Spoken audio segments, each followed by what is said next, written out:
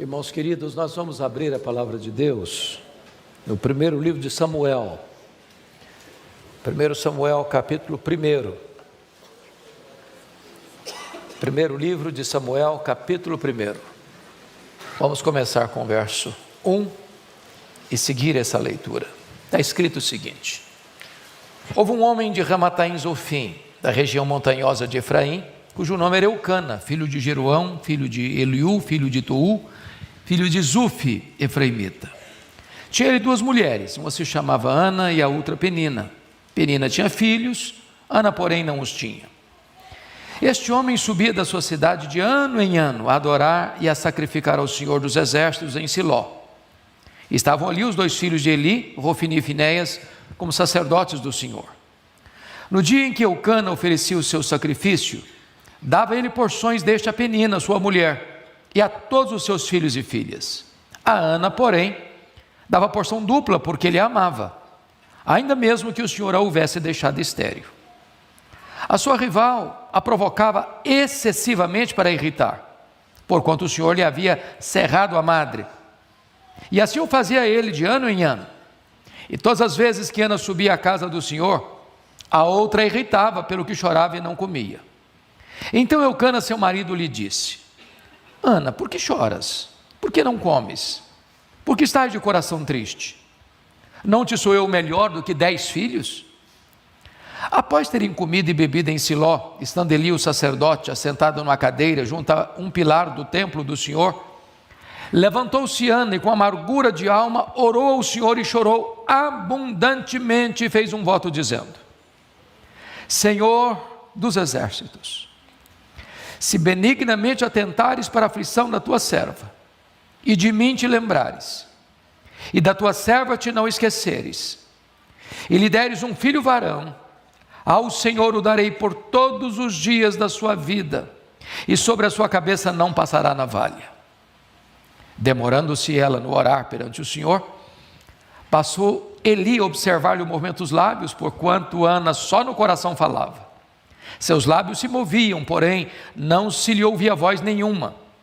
Por isso Eli a teve por embriagada e lhe disse: Até quando estarás tu embriagada? Aparta de ti esse vinho. Porém Ana respondeu: Não, Senhor meu, eu sou mulher atribulada de espírito. Não bebi nem vinho nem bebida forte, porém venho derramando a minha alma perante o Senhor.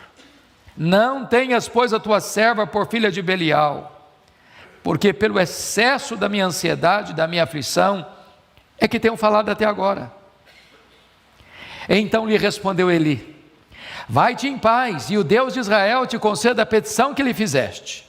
E disse ela: Acha a tua serva mercê diante de ti. Assim a mulher se foi seu caminho e comeu, e o seu semblante já não era triste.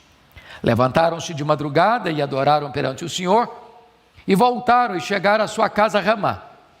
Eucana coabitou com Ana sua mulher, e lembrando-se dela o Senhor, ela concebeu. E passado o devido tempo, teve um filho, a que chamou Samuel, pois dizia: do Senhor o pedi. Vamos ao verso 26.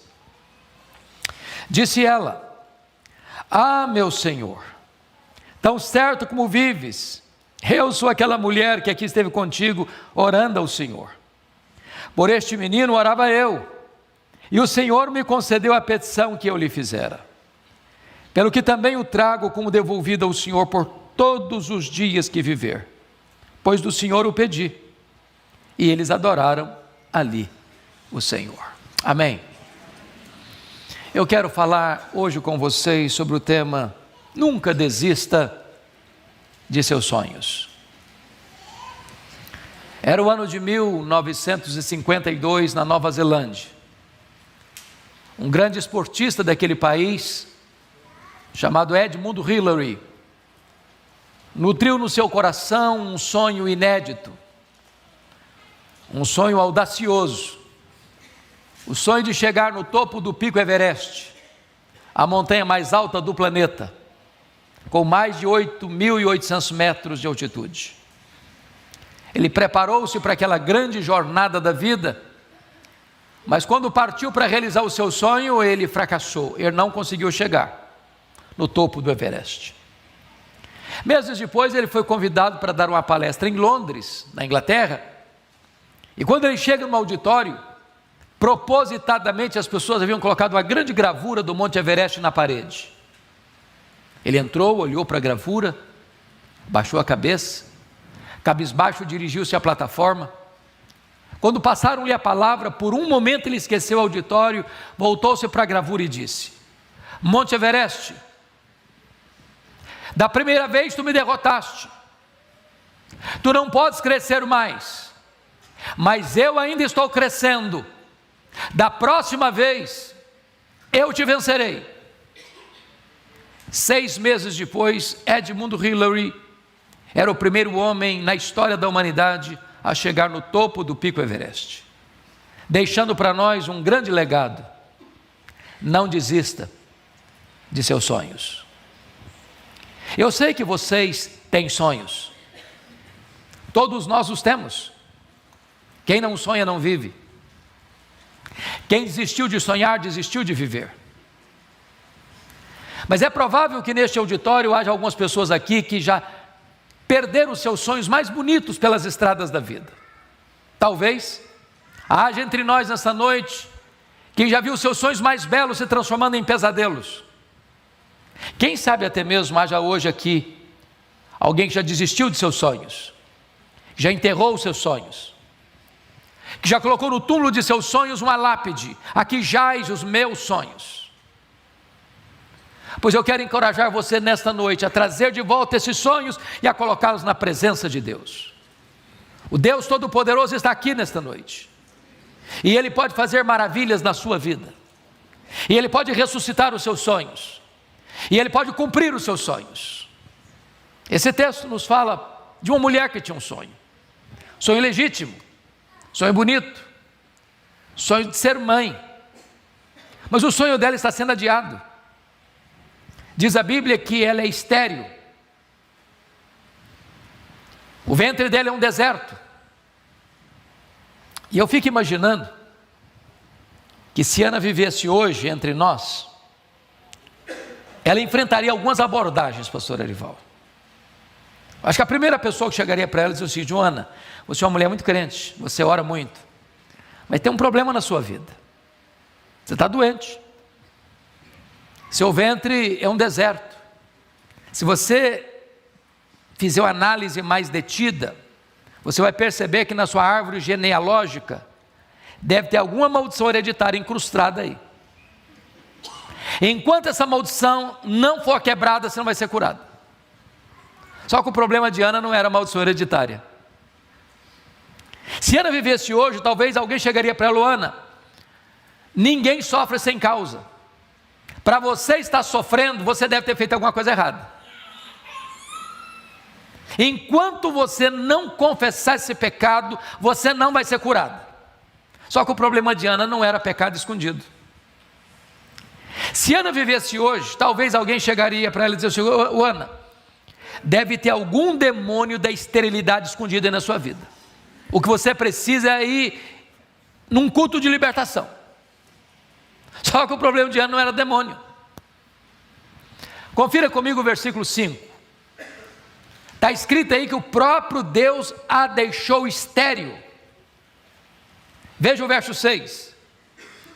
Está escrito aí que o próprio Deus cerrou a sua madre. De tal maneira que a doença de Ana não tem a ver com maldição hereditária, não tem a ver com pecado escondido, não tem a ver com demônio. A doença de Ana tem a ver com Deus. Foi Deus quem a deixou estéril. E isso pode dar um nó na nossa cabeça, porque a concepção mais comum é que se tem um problema, se tem uma enfermidade, se tem uma doença, isso não pode ter a ver com Deus. E a grande pergunta é: por que Deus adia então os nossos sonhos? E os nossos sonhos mais legítimos? É sobre isso que eu quero conversar com vocês nesta noite. Porque Deus adiou os sonhos de Ana, sendo esses sonhos lindos, belos, legítimos. Em primeiro lugar, Deus adiou os sonhos de Ana, para ensinar a ela uma verdade bendita e gloriosa. E a verdade é esta: o Deus das bênçãos é melhor do que as bênçãos de Deus. A maior necessidade de Ana não era de um filho. A maior necessidade de Ana não era ser mãe. A maior necessidade de Ana era do próprio Deus. Porque o sonho de Ana foi adiado, Ana começa a buscar a Deus como nunca buscara antes. Ana começa a ter experiências com Deus como nunca tivera antes. Às vezes Deus adia os nossos sonhos para nós entendermos que Deus deve ser o primeiro na nossa vida, no nosso coração, na nossa agenda, na nossa vida. Irmãos, nós estamos vivendo uma geração antropocêntrica. Infelizmente, em muitos redutos, o evangelho está se deslocando do teocentrismo para o antropocentrismo. Parece-nos que hoje, muito do que se diz por aí é que a vontade do homem tem que prevalecer no céu, em vez da vontade de Deus ser feita na terra. Passa-se quase a ideia de que Deus é um despachante celestial que tem que sempre estar atendendo à minha vontade soberana. Mas este não é o evangelho. O verdadeiro evangelho é Deus no centro, é a vontade dele sendo feita, é o projeto dele se cumprindo, é a realização do plano dele sendo feito. Então Deus adia os nossos sonhos, para nós entendermos que Ele é o primeiro da nossa vida e Ele tem que ocupar o primeiro lugar no nosso coração. Mas em segundo lugar, Deus adia os nossos sonhos, meus amados, para nós compreendermos que tudo que temos, tudo que somos, veio de Deus, é de Deus e deve ser devolvido para Deus. Olha o que Ana disse para Eli: por este menino orava eu, pelo que o trago como devolvido ao Senhor por todos os dias da sua vida. Se Ana não tivesse entendido isso, ela teria feito Samuel um ídolo na sua vida. Se Ana não tivesse entendido isso, a vida dela teria ficado gravitando ao redor de Samuel. Quantas vezes, meus irmãos, nós pedimos algo para Deus, uma bênção para Deus, e Deus dá bênçãos. Ele é abençoador, Ele é galardoador dos que o buscam. Por exemplo, às vezes as pessoas pedem para Deus prosperidade, e a Bíblia diz que a bênção do Senhor enriquece e com ela não tem desgosto. A Bíblia diz que é Deus quem fortalece as nossas mãos para adquirirmos riquezas. A Bíblia diz que riquezas e glórias vêm das mãos de Deus. Aí a pessoa começa a prosperar, aí ela passa a não ter mais tempo para Deus. Ela está ocupada demais cuidando das bênçãos de Deus. Dia de semana não dá para vir na igreja, porque está cuidando das bênçãos que Deus deu. Pensar numa vigília de oração, never, nunca, impossível. Está muito ocupado com tantas coisas para cuidar. E de repente a pessoa transforma a bênção, a dádiva, num ídolo. E a pessoa substitui a dádiva, o doador pela dádiva, o abençoador pela bênção, e transforma a bênção num substituto de Deus. Entenda isso: tudo que você tem, tudo que você é, veio de Deus, é de Deus e deve ser devolvido para Deus. A casa que você mora é de Deus, o carro que você anda é de Deus, o emprego que você tem é de Deus, o salário que você recebe é de Deus, a família que você tem é de Deus, a vida que você tem é de Deus, tudo é de Deus. Então consagre para Deus o melhor daquilo que Deus tem dado para você. Terceiro lugar, sabe por que Deus adia os nossos sonhos? Deus adia os nossos sonhos para nos ensinar que o plano dele, o propósito dele é maior do que os melhores dos nossos sonhos. Qual era o sonho de Ana? Apenas ser mãe e nada mais. Qual era o projeto de Deus para Ana? Que ela fosse mãe do maior profeta, do maior sacerdote, do maior juiz de Israel, do homem que haveria de trazer a nação de volta para a presença de Deus. Às vezes você está pedindo algo para Deus e Deus diz: não vou dar não, meu filho. Você está pedindo pouco demais. Seu pedido é medíocre demais. Eu planejo coisa maior, eu tenho coisa maior e melhor para você.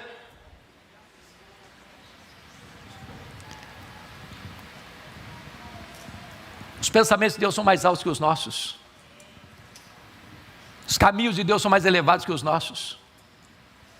A Bíblia nos ensina a orar. E foi Jesus quem nos ensinou, dizendo assim: Pedi, dar-se-vos-á. Buscai e achareis. Batei e abrir-se-vos-á. Porque todo que pede, recebe. Todo que busca, encontra. Todo que bate, abrir-se-lhe-á. Isso foi o que Jesus ensinou. Às vezes nós entendemos o contrário. Às vezes nós entendemos assim: todo que pede, recebe o que pede. Isso Jesus nunca ensinou. O que ele ensinou foi: todo que pede, recebe. Porque nós não sabemos pedir como convém, diz a Bíblia. Às vezes nós pedimos para Deus uma pedra, pensando que estamos pedindo um pão. Às vezes nós pedimos para Deus uma cobra, pensando que estamos pedindo um peixe. Às vezes estamos pedindo para Deus um escorpião, pensando que estamos pedindo um ovo. Às vezes pedimos para Deus que vai nos destruir, pensando que estamos pedindo que vai nos dar vida. Quando José do Egito estava preso lá, injustamente, ele pediu ao copeiro do faraó para lembrar-se dele, e diz a Bíblia que o copeiro do faraó esqueceu-se dele. Ele ficou mais 2 anos mofando na cadeia. E você pergunta: mas onde está Deus que deixa um filho seu inocente padecer numa prisão imunda? Se Deus tirasse José da prisão quando ele queria sair da prisão, o máximo que ele teria sido era um bom lavador de copos no palácio do faraó. Naqueles 2 anos Deus estava preparando a rampa do palácio para sair da cadeia e ser o governador do Egito. Então, se Deus não está respondendo agora o que você quer, se Deus está adiando o seu pedido, não fique triste, não fique desesperado. Deus está preparando algo maior e melhor para nós, porque não há Deus como nós que trabalha para aqueles que nele esperam. Quarto lugar, por que Deus adia os nossos sonhos? Deus adia os nossos sonhos porque Ele é Deus, livre e soberano, que faz todas as coisas conforme o conselho da sua vontade. Confira comigo o capítulo 2, versículos 6 a 8, na oração de Ana, a afirmação que ela vai fazer. Está escrito aí, versículo 6: o Senhor é o que tira a vida e a dá, faz descer a sepultura e faz subir. O Senhor empobrece e enriquece, abaixa e também exalta, levanta o pobre do pó e desde o monturo exalta o necessitado, para o fazer assentar-se entre príncipes. Deus faz. E não precisa pedir licença nem para você e nem para mim para fazer. E eu fico impressionado, pastor Ival, que alguns teólogos do alto da sua sapiência teológica dizem assim: Deus não faz mais milagres hoje, esse tempo passou, foi lá para a época dos profetas, dos apóstolos, hoje não tem mais. Eu não encontro isso na Bíblia. O que eu encontro na Bíblia é que o Senhor Jesus é o mesmo ontem, hoje e sempre o mesmo. Ele faz o que quer, quando quer, onde quer, com quem quer, para o louvor da sua glória, e não precisa pedir licença nem para você nem para mim. Ele quem dá vida, Ele quem tira a vida, Ele quem empobrece, Ele quem enriquece, Ele quem exalta, Ele quem rebaixa, Ele quem é Deus, está no trono e nunca será apiado do trono. Ele é Deus. Deus pode fazer o impossível. Eu nunca me esqueço de uma experiência que tive lá em Vitória, pastor Ival.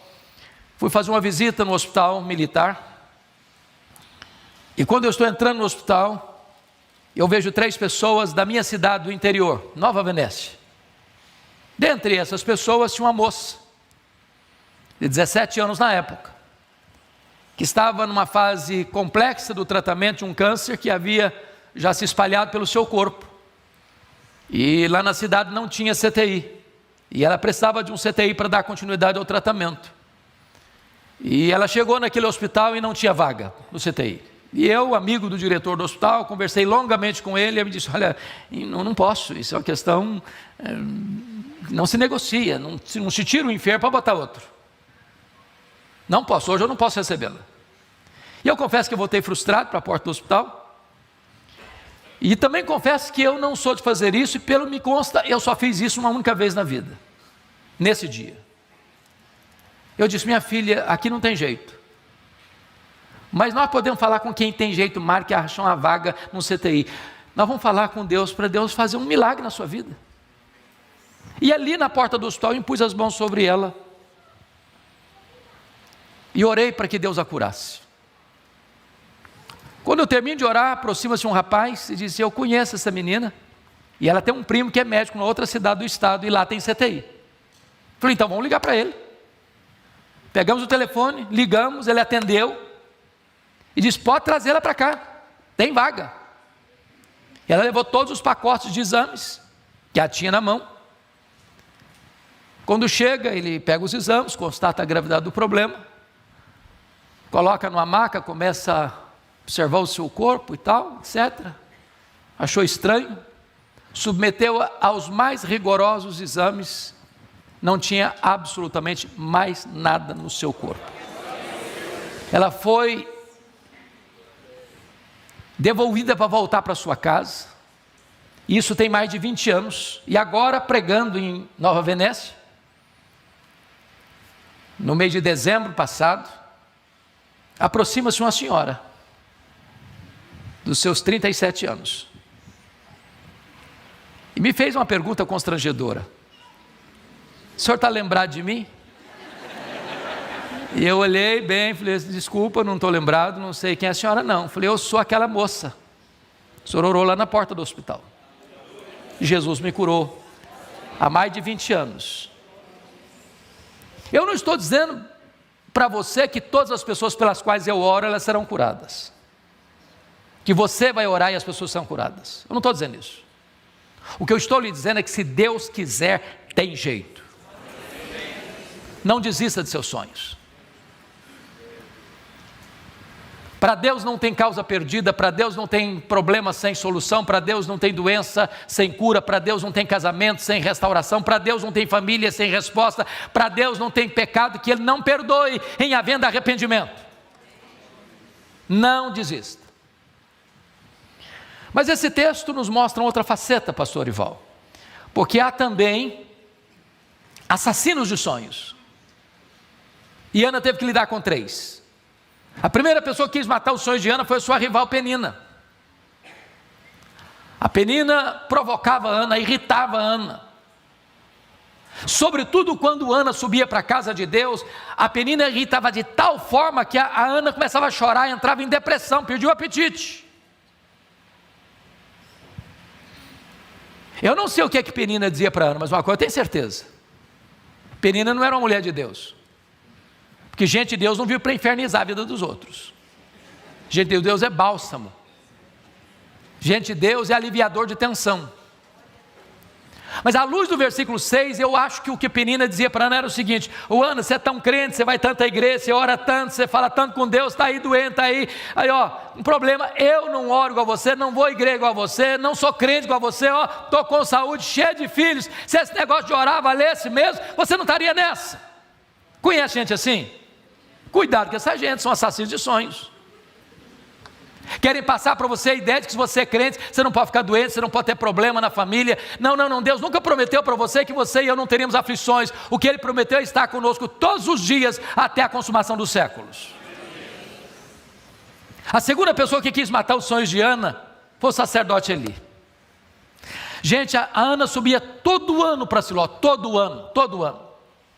Não consta a Bíblia, nem que Eli, nem que Rofini, nem que Finéias falasse com ela, orasse por ela, chorasse com ela, conversasse com ela. A primeira vez que o sacerdote Eli se dirigiu a Ana é para sacar contra ela pesados libelos acusatórios e chamá-la de bêbada, de filha de Belial, dentro da igreja. Eu acho que se a Ana fosse presbiteriana, como o apóstolo Pedro, eu acho que ela ia sair da igreja. Ia. Por muito menos as pessoas fazem isso hoje. Eu acho que ela dizia: nunca mais eu boto os pés nessa igreja. Eu acho que ela ia fazer um pouco mais, ela ia fazer uma campanha para tirar o pastor Eli da igreja. Você conhece crentes hipersensível? Crente cristal, qualquer coisinha melindra? Ana era uma mulher madura. Ela não permitiu que o sonho dela fosse roubado dela, nem mesmo dentro da igreja. Cuidado, tem assassinos de sonhos dentro da igreja. Mas a terceira pessoa que quis matar os sonhos de Ana foi seu marido. Eucana era um maridão, amoroso, provedor, companheiro. Ele só tinha um problema: cabeça dura demais. Milagre eu não acreditava. Eu conhecia a história da redenção, a história do povo de Deus. Eu sabia como Deus havia curado a Sara, como Deus havia curado a Rebeca, como Deus curado a Raquel. Eu sabia que Deus já tinha manifestado o seu poder nessa área, na vida de mulheres de Deus, e ele está vendo a sua mulher orando, chorando constantemente, ano após ano, ano após ano, ano após ano. Não consta o texto bíblico em momento algum que Eucana dissesse assim: Ana, eu vejo a sua luta, minha filha, eu vejo as suas lágrimas também, e eu vejo como você ora a Deus por essa causa, conta comigo, estou do seu lado, eu vou orar com você também, quem sabe Deus nos escuta. Ele nunca fez isso, pelo menos não há registro bíblico disso. Mas consta no versículo 8, que um dia chamou Ana para uma conversa. Aquela conversa que marido e mulher têm com a porta trancada do quarto. E eu vou parafrasear a conversa, porque eu acho que foi mais ou menos o seguinte: Ana, vem cá, filha, eu preciso bater um papo com você. Ana, não dá, né? Já está ficando uma obsessão, minha filha. Está virando uma doença. Você tem que parar com isso. Chega. Para. Para que você fica insistindo numa causa impossível? Não tem cura, Ana. A junta médica de Ramá já deu o diagnóstico, não tem cura. Então para que você insiste? Para com isso. Ana, aliás, deixa eu dizer uma coisa: você não está curtindo nenhum maridão que você tem, filha. Olha aí, eu sou melhor que 10 filhos para você. Se fosse hoje, eu diria: Ana, pense em mim, liga para mim, chore por mim, não chore por ele, Ana. Assassino de sonhos. Pode estar mais perto de você que você imagina. Não desista de seus sonhos. Mas me permita ir para o último ponto da mensagem. O que fazer quando os nossos sonhos estão sendo adiados? Ana nos ensina 3 coisas. A primeira coisa: se os seus sonhos estão sendo adiados, continue crendo que Deus pode responder sua oração e fazer um milagre na sua vida. Não desista. Tem gente que desiste cedo demais.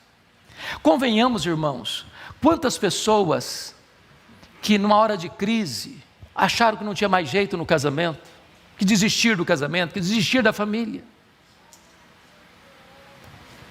Caminhe um pouco mais, persevere um pouco mais, chore um pouco mais, ore um pouco mais, jejue um pouco mais. Não desista. Não jogue a toalha. Tem gente que está no limiar da vitória e retrocede.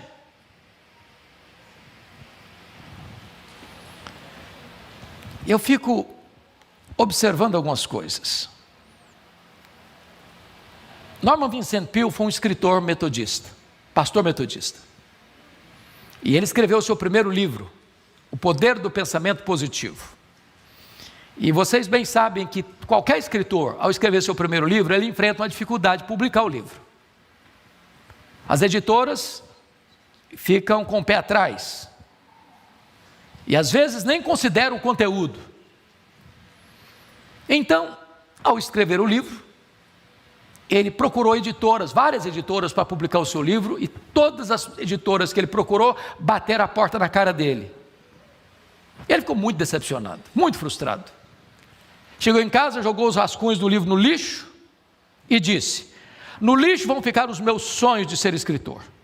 Dona Ruth, sua mulher, mais crente e mais otimista do que ele, como via de regra as mulheres são, disse: eu creio nos seus sonhos, vou lutar por eles. Pegou os rascunhos de novo e começou a bater em outras portas, em outras editoras, até que encontrou uma editora que se interessou pelo livro. E resultado? Esse livro já vendeu mais de 40 milhões de exemplares. Um dos maiores best-sellers da literatura cristã de todos os tempos. Estavam no lixo. Não desista de seus sonhos. Eu gosto muito de política, sempre gostei desde criança. E é um homem que me impressiona muito na saga da política americana, Franklin Delano Roosevelt. Estudou em Colômbia, estudou na Universidade de Harvard, entrou na política, teve vitórias expressivas, mas o sonho dele era ser presidente dos Estados Unidos da América. Com 39 anos de idade, sofreu poliomielite e ficou paraplégico, numa cadeira de rodas. Alguém disse para ele: numa cadeira de rodas você nunca será presidente dos Estados Unidos da América. Ele respondeu: eu nunca vou desistir. Foi o único homem até hoje na história americana que foi eleito e reeleito presidente dos Estados Unidos da América 4 vezes consecutivamente numa cadeira de rodas. Não desista de seus sonhos. A segunda coisa que Ana fez, quando viu que o seu sonho estava sendo adiado, é que ela se agarrou nas promessas da palavra de Deus. Olha o versículo 17 comigo. O mesmo Eli que falaram uma tolice para ela, chamando-a de bêbada, agora abre a boca, é um profeta de Deus. Quando diz para ela assim: vai em paz para a tua casa, e o Deus de Israel te conceda a petição que ele fizeste. Essa palavra é boa, essa palavra é de Deus, essa palavra Ana acolheu no coração, essa palavra trouxe cura e libertação para Ana. Então, notinha de rodapé. Tem muita gente, nós pastores conhecemos isso, mais de perto, que um dia escutou uma palavra atravessada, do pai, da mãe, do namorado, da namorada, do noivo, da noiva, do marido, da esposa, do professor, da professora, do patrão, da patroa, e aquilo entrou com uma flecha cheia de veneno e adoeceu a vida. Se alguém falar uma palavra dessa para você, não hospede no coração não. Mas se alguém lhe falar uma palavra de Deus, receba isso. Vejam vocês que Ana teve 2 curas distintas. Quando ela creu na promessa, diz o texto que ela sai de Siló, o rosto dela brilhava, a tristeza foi embora, a alegria voltou, a confiança voltou, a fé reacendeu no seu coração. Mas diz a Bíblia que ela desce para Ramá, e lá ela deita com o marido, coabita com o marido, e Deus se lembrou dela, e ela concebeu, e deu à luz a um filho, a quem pôs o nome de Samuel. Nas entrelinhas eu fico até imaginando a seguinte coisa: ela queria ser mãe. Para ser mãe ela tinha que se relacionar com o marido, e uma mulher que vive o tempo todo num quarto escuro chorando, não fica muito atraente para o marido. E agora eu imagino o semblante renovado, brilho nos olhos, sorriso nos lábios, um brilho na face. E então ela volta, coabita, Deus se lembrou dela, no sentido de agir na vida dela, e o milagre se historificou. Lá em Siló Deus curou a alma dela, lá em Ramá Deus curou o ventre dela. Lá em Siló ela creu, lá em Ramá o milagre aconteceu. Se você crê, você verá a glória de Deus. Mas o último ponto, irmãos, a última coisa que Ana nos ensina quando os nossos sonhos estão sendo adiados, é que se os seus sonhos estão sendo adiados, volte às trincheiras da luta. Não entregue os pontos, não jogue a toalha, não desanime,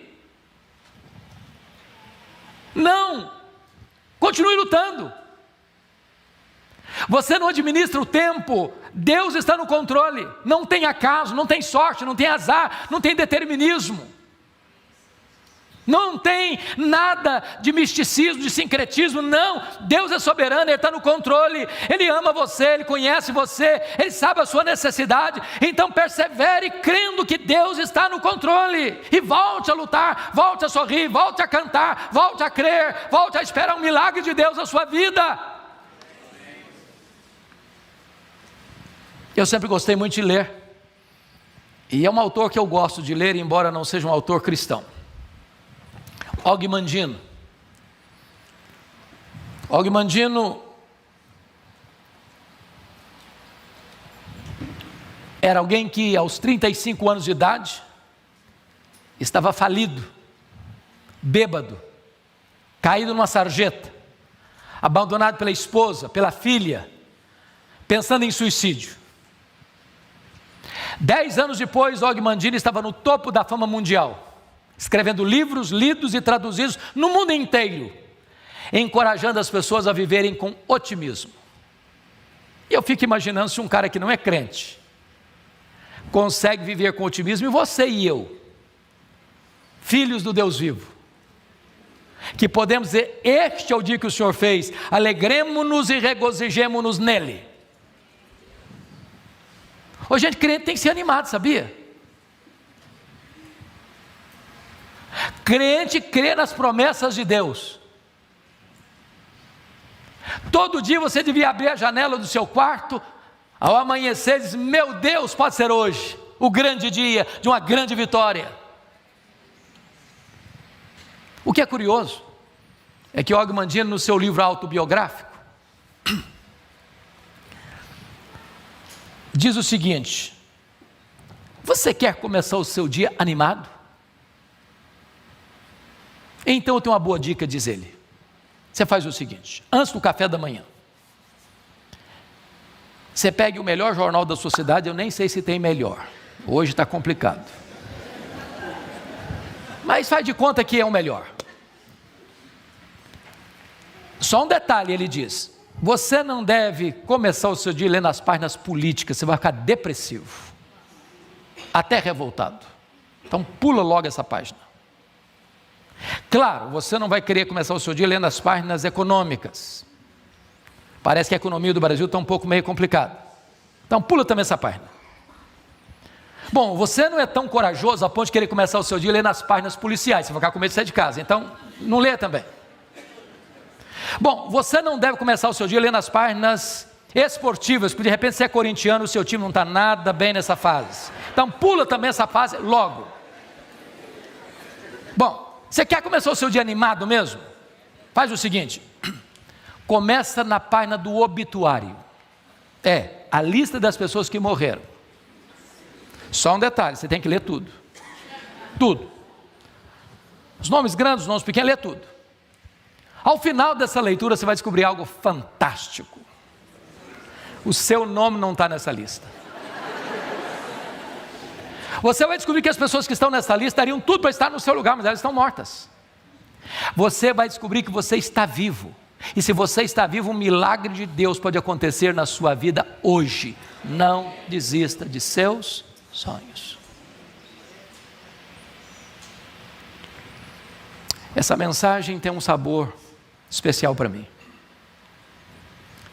porque eu sou fruto de um sonho. Meus pais moravam numa região muito, muito pobre, nos idos de 1958, no interior do Espírito Santo. Não tinha estrada, não tinha carro, não tinha médico. Quando a pessoa ficava doente, ela tinha que ser transportada num lençol, amarrada num varal, uma padiola, 40 quilômetros, onde ficava o médico.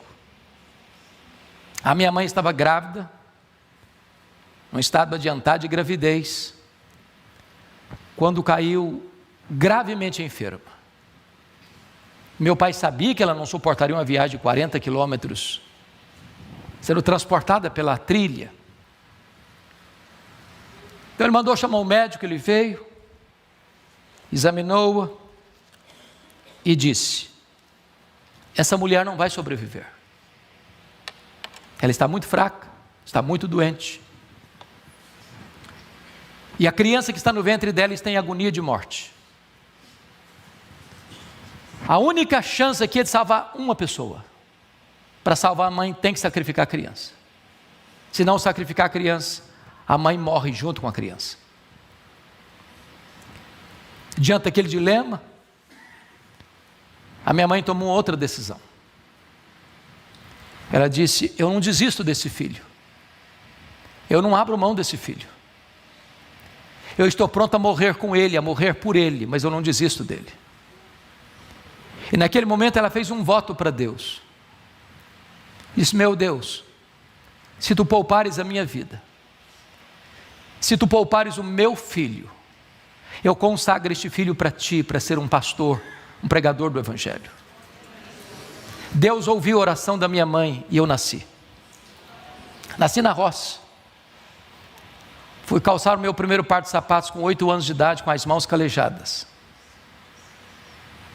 Onde eu morava só tinha escola primária, nunca ninguém tinha saído dali para fazer além de 4ª série primária.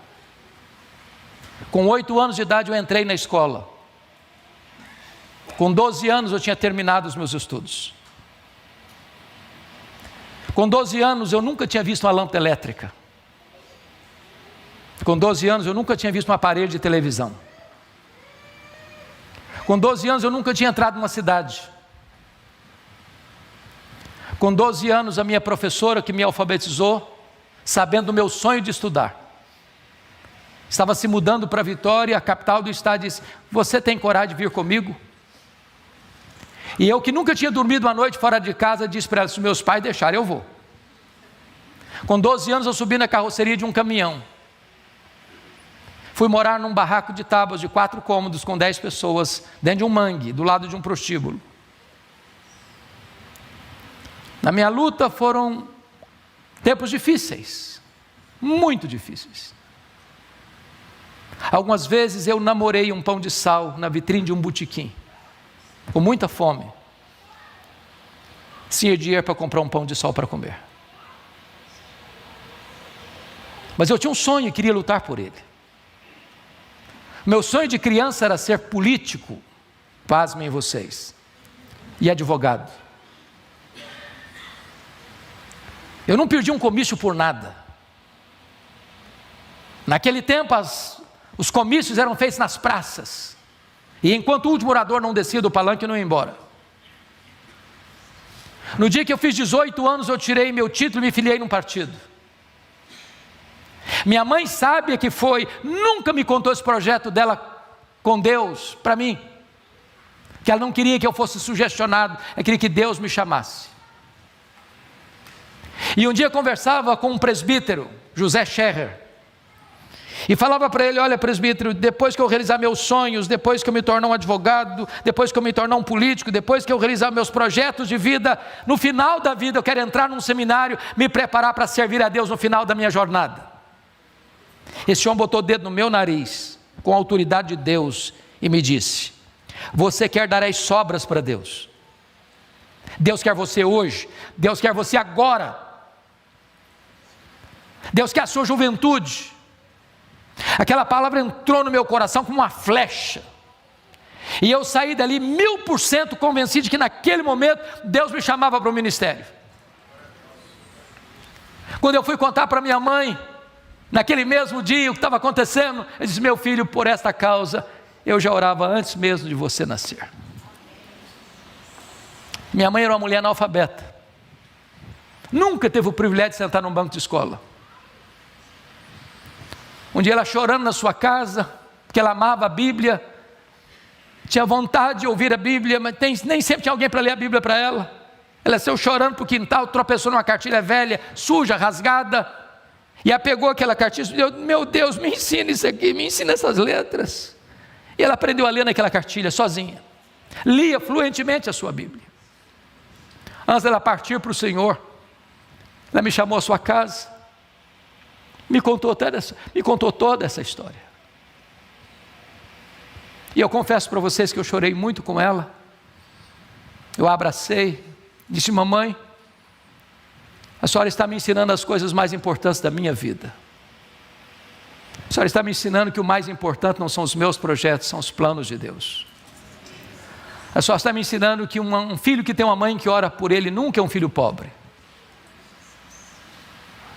E naquele dia eu compreendi como Deus é maravilhoso.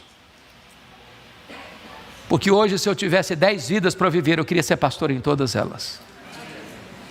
Não há nada mais sublime e mais precioso do que ser um pregador do Evangelho de Cristo Jesus. Você veio aqui hoje e você tem sonhos. E nós queremos orar por você, para que você jamais desista desses sonhos. Mas se os seus sonhos não forem os sonhos de Deus, os planos de Deus, eu recomendo a você: desista dos seus sonhos e abrace o projeto de Deus para a sua vida. Fique em pé onde você está, eu quero orar com você.